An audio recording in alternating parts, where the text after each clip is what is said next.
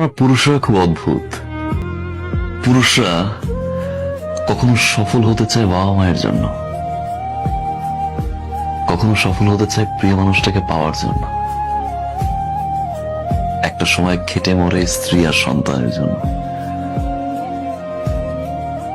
পরিবার প্রিয়জনের হাসিতে হাসে, তাদের দুঃখে আবার কাঁদে।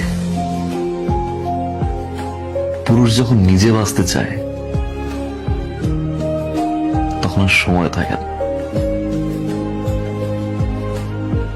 আমরা পুরুষরা বাঁচি অন্যের জন্য। কিছু কিছু পরিবর্তন মানুষ নিজেই করে, আর কিছু কিছু পরিবর্তন মানুষের জীবনে আসে যেটা সে কখনোই চায় না, কখনোই আশা করে নাই। এরকম অনেক জিনিস ঘটে, সেটা আমার জীবনে বহুবার ঘটেছে। আমি যেটা করতে চেয়েছি সেটা করতে পারিনি। আমি যাকে আঁকড়ে ধরতে চেয়েছি সে আমাকে ফেলে চলে গেছে, বা যাকে আমি স্নেহ দিতে গেছি সে আমাকে ঘৃণা করেছে।